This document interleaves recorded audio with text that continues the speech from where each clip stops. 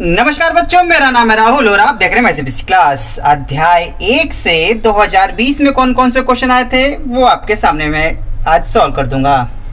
वैसे इससे पहले हम क्या सॉल्व कर चुके हैं वो भी हम आपको बता चुके हैं। अगर आपने नहीं देखा है तो लिंक डिस्क्रिप्शन में दी गई है, वहां से भी आप आसानी से देख सकते हैं। बोर्ड का पेपर अच्छे 2018 का है। अध्याय 1 से कौन कौन से प्रश्न पूछे गए थे, इसके बाद 2019 का था। ठीक है, अध्याय 1 से मैथ में कौन कौन से प्रश्न पूछे गए थे, उसके बाद 2020 का था। 2020 में 2 थे। ठीक है, आपका एक स्टैंडर्ड था, स्टैंडर्ड वाला भी करा दिया गया। 2020 में अध्याय 1 से कौन कौन से महत्वपूर्ण प्रश्न आए थे। आज हम 2020 में बेसिक मैथ में कौन कौन से क्वेश्चन आए हैं अध्याय 1 से वो देखेंगे। ठीक है, तो पेज पलटते हैं। तो सबसे पहले आपका स्टार्ट हो जाता है खंड क। ठीक है, तो ये अध्याय 2 से लिया गया है, इसलिए हम इस बारे में चर्चा नहीं करेंगे। अध्याय 1 से जो आएगा उसी बारे में चर्चा करेंगे। देखो क्वेश्चन नंबर 2 है, ये आपका अध्याय 1 से थोड़ा बहुत संबंधित है। आपको मैं बुक भी दिखाऊंगा साथ के साथ। ठीक है, जैसे कि ये है 225 को निम्न रूप में व्यक्त किया जा सकता है। ठीक है, आपका क्वेश्चन 2 इंग्लिश में भी है आपका 225 कैन एक्सप्रेस एस। ठीक है, तो कैसे कर सकते हैं, तो आपको नीचे मैंने इस प्रकार सॉल्व किया है। कैसे है 225। ठीक है, 3 से इसको पहले विभाजित करेंगे तो 75 आएगा, फिर 3 से करेंगे तो फिर 25 आएगा, फिर 5 से करेंगे तो 5, फिर 5 करेंगे तो 1 आ जाएगा। फिर 225 को 3 की पावर 2 और 5 की पावर 2 लिख सकते हैं। अब कई बच्चे ये देखो बेसिक वाला बच्चे के लिए मैथ है, मैं उसी हिसाब से बताऊंगा। तो 3 की पावर 2, 5 की पावर 2, 3 की पावर 2, 5 की पावर 2, 3 की पावर 2, 5 की पावर 2, कहीं नहीं मिलेगा आपको। लेकिन हम 3 की पावर 2, 5 की पावर 2 को तो इस प्रकार भी तो लिख सकते हैं, 5 की पावर 2 और 3 की पावर 2। पहले हम इसको लिख लेते हैं, फिर इसको लिख सकते हैं। मल्टीप्लाई में कोई दिक्कत की बात नहीं है, इस वजह से हम इसको इस प्रकार से लिख सकते हैं। और ये वाला जो आपको ऑप्शन है वो आपको ऑप्शन मिल जाएगा। तो ऑप्शन सी यहाँ पे बिल्कुल सही है, 5 की पावर 2 और 3 की पावर 2। ठीक है, अध्याय 1 से आया गया है क्वेश्चन। इसके बाद अध्याय 1 से, ठीक है, 10th क्लास में कौन सा क्वेश्चन है। ठीक है, तो देखो सारे मैं 1-1 नंबर वाले भी कराऊंगा, लेकिन अध्याय वाइज करा रहा हूँ ताकि आपको समझ में कि अध्याय 1 से कौन कौन से प्रश्न आते हैं आपके। इसके बाद है आपका प्रश्न नंबर 4, 2.35 के ऊपर बार है। एक पूर्णांक है, परिमेय संख्या है, अपरिमेय संख्या, प्राकृतिक संख्या है। 2.35 के ऊपर बार इज एन इंटीजर। ठीक है, a rational number, an irrational number, ठीक है, अ नेचुरल नंबर। तो कौन सा चीज है आपका। ठीक है, ठीक है, पूर्णांक जिसमें प्लस माइनस दोनों होते हैं, परिमेय संख्या जिसे p/q के रूप में लिख सकते हैं, अपरिमेय संख्या जिसे p/q के रूप में लिख सकते हैं, प्राकृतिक संख्या जो 0, 1, 2, 3 से स्टार्ट होती है। अब ये आपके प्रश्न जो है आपके एनसीईआरटी बुक से है, सेम टू सेम नहीं है लेकिन ऐसा ही है। मैं आपको एक बार बुक दिखा देता हूँ। ठीक, तो प्रश्नावली 1.4, ठीक है, प्रश्नावली 1.4 क्वेश्चन नंबर 3। ठीक है, यहाँ पे देखो दिखा है कुछ वास्तविक संख्याओं के दशमलव प्रसार नीचे दिए गए हैं। प्रत्येक स्थिति के लिए निर्धारित कीजिए कि संख्या परिमेय संख्या है या नहीं। ठीक है, ये परिमेय संख्या है कि नहीं, ये परिमेय संख्या है कि नहीं, ये परिमेय संख्या है कि नहीं। देखो जिसे p/q के रूप में लिख सकते हैं, परिमेय संख्या है, क्योंकि दशमलव के बाद कोई संख्या रुक गई है तो इसे p/q के रूप में लिख सकते हैं। दशमलव के नीचे जितने आएंगे उतने 0। अब ये देखिए ये बढ़ते हुए है, यहाँ पे देखो पेन चला दिए, कई बार डॉट डॉट डॉट है, ये बढ़ते हुए 1 0, फिर इनके बीच में 2 0, 3 0, 4 0, ऐसे बढ़ते हुए जा रहा है। तो यह एक अपरिमेय संख्या है और ये भी एक परिमेय संख्या है, क्योंकि इसके ऊपर बार लग गया है, कहीं ना कहीं ये संख्या ये भी रुक गई है। अगर आपका इससे बोर्ड का क्वेश्चन की बात करें तो आपका इस प्रकार से आ गया, तो ये क्या है, एक परिमेय संख्या है। क्या है, एक परिमेय संख्या। ठीक है, तो इसका आंसर सिंपली हम कैसे लिख देंगे, यह एक परिमेय संख्या है, परिमेय संख्या है, परिमेय संख्या है। ठीक है, आंसर इस प्रकार से लिख देंगे। ठीक है, ये आपका कौन सा ऑप्शन था, बी ऐसे लिख दे रहा हूँ मैं। ठीक है, 2.35 के ऊपर बार को PQ के रूप में लिख सकते हैं, जहाँ Q = नॉट 0, तो एक परिमेय संख्या है। ठीक, उम्मीद है चीज़ें समझ में आ रही होगी। तो अध्याय 1 से ये आपका था। इसके बाद आपका क्वेश्चन नंबर ये 144 तथा 144 और 198 का महत्तम समावर्तक ज्ञात कीजिए। कई बच्चे महत्तम समावर्तक, अगर आपको कंफ्यूज होता है कि महत्तम समावर्तक किसे कहते हैं, भैया कंफ्यूज होने वाली बात, एक बार अगर इंग्लिश में भी झाँक लिया अगर HCF बताना है आपको, 144 और 198 इज 9, 18, 16 एंड 12, तो कैसे करेंगे। आप पुराना तरीका भी आजमा सकते हैं, नया तरीका भी आजमा सकते हैं, क्योंकि ऑप्शन वाला है, किसी भी प्रकार से निकाल सकते हैं। लेकिन आपके ये क्वेश्चन में पूछा गया है, और कौन सा क्वेश्चन पूछा गया है तो आपको एक बार दिखा देता हूँ मैं। ठीक है, तो ये देखिए, ये रहा HCF ज्ञात करने के विकलित विभाजन एल्गोरिथम का प्रयोग करें। यहाँ पे स्पेशल कह रहा है यूक्लिड एल्गोरिथम का प्रयोग करने के लिए। लेकिन यहाँ पे देखिए, ठीक है, HCF एलसीएम ज्ञात कीजिए, अपने हिसाब से ज्ञात करना है। यहाँ पे 26 91 था, 510 92 था, ठीक है, और 336 और 54 का था, ठीक है, तो अलग अलग था। लेकिन यहाँ पे जो आपका दिया गया है 144 और 98 का महत्तम, मतलब HCF ज्ञात करना है। तो चलिए इसका HCF एक जल्दी से ज्ञात कर लेते हैं। तो मैंने भाग विधि से ही कर लिया, ठीक है, और मैंने एल्गोरिथम विधि लिखी नहीं है। आप ये ऐसा करने के बाद एल्गोरिथम विधि लिख भी सकते हैं, लेकिन बस आपको ऑप्शन में बताना था क्या है, उसने बोला नहीं ना, इसी वजह से आप ऐसे भी कर सकते हैं 144 का, ठीक है, इस प्रकार से खंड करके भी कर सकते हैं, 198 का, ठीक है, इस प्रकार से भी खंड करके सकते हैं। जो मैच करेगा वही आपका HCF हो जाएगा।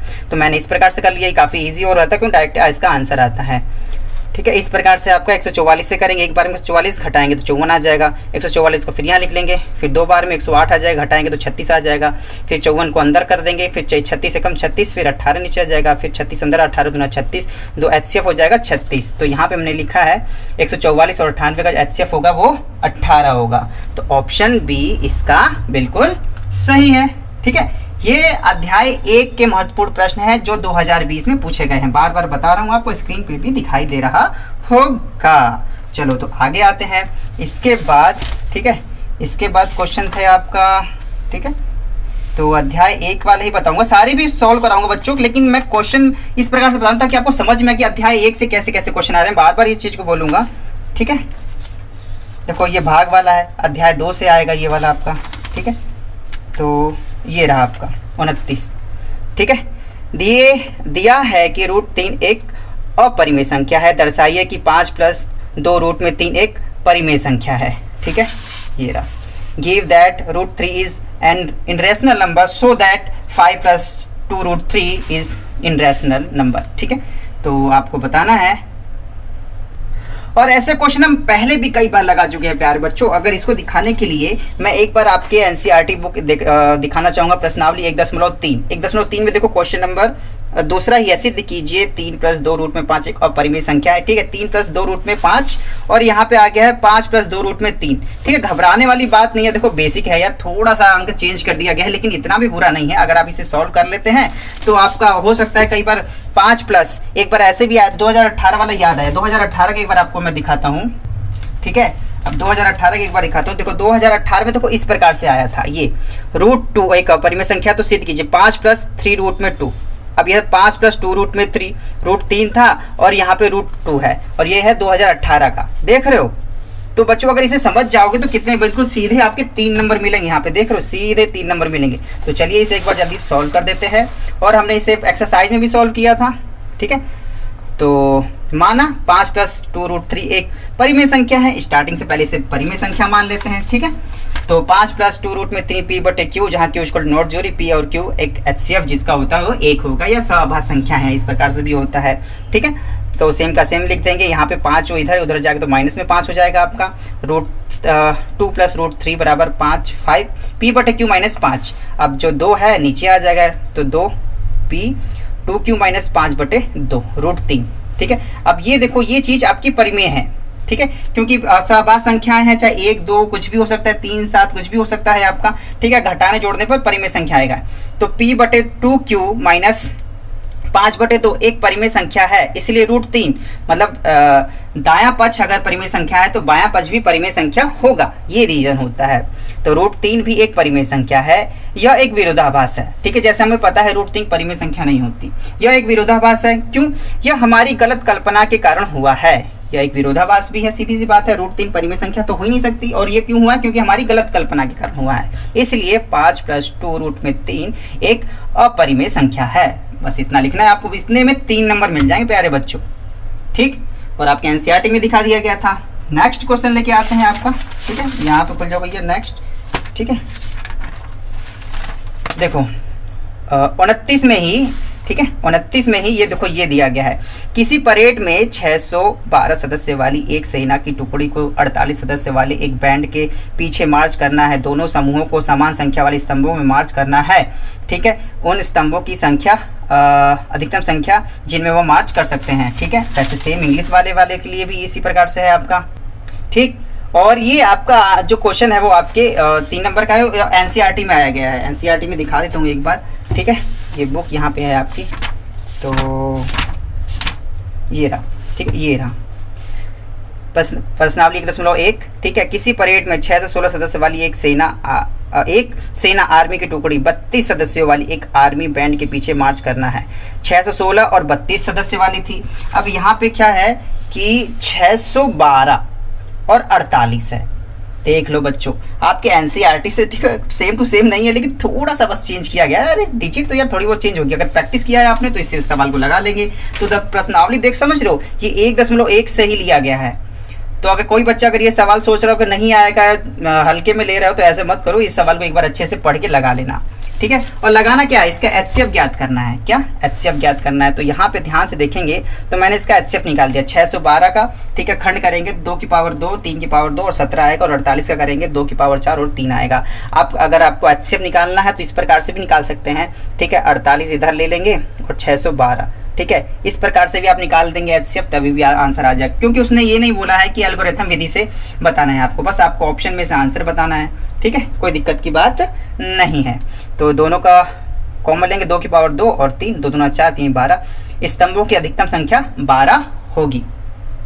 ठीक है, तो यहाँ पे देखो उसने कुछ बोला नहीं है किस विधि से निकालना है, लेकिन आप एल्गोरिथम विधि से निकाल दोगे तब भी अच्छा है। अब इस प्रकार से निकाल दो तब भी अच्छा है। उसने कहा नहीं है ना कि जब तक एल्गोरिथम विधि नहीं बोले तब तक ना लगाओ, अगर नहीं समझ में न लगाओ। लेकिन वो भी इजी है बच्चों, भाग वाला अगर आपको आता है, अगर प्रैक्टिस कर रखी है तो इजी। अगर इसने हो सकता है आने वाले 2021 वाले में बोल दे कि आपको एल्गोरिथम विधि से इसको सॉल्व करे। ठीक है, तो उम्मीद है ये क्वेश्चन पेपर कराने से आपको काफ़ी मदद मिली होगी। और हमने 2000 ठीक है कैसे ख़त्म कर लिया, 2018 का, ठीक है 2019 का, 2020 में आया था, दोनों बेसिक और स्टैंडर्ड अध्याय 1 से समाप्त कर लिया गया है। ठीक है, अब जो नेक्स्ट हम लगाएंगे अध्याय 2 से जो महत्वपूर्ण प्रश्न आए होंगे। ठीक है, सबसे पहले 2018 से ही लगाएंगे, अध्याय 2 में कौन कौन से इंपॉर्टेंट क्वेश्चन आए होंगे। ठीक है, इसमें देखना तो पहले काफ़ी टाइम लगेगा देखने के लिए, पहले मैं इसमें देख लूँ कौन से अध्याय 2 से आए होंगे, फिर डायरेक्टली मैं आपको वही कराऊंगा ताकि कम समय में आपका ज़्यादा से ज़्यादा चीज़ें करा सके। ऐसे बेसिक क्लास की इस वीडियो को देखने के लिए धन्यवाद। इससे अगर आपको वीडियो को मदद मिलती है तो वीडियो को लाइक जरूर करें। मैं इस बेसिक क्लास की इस वीडियो को देखने के लिए धन्यवाद। तब तक के लिए जय हिंद, जय भारत।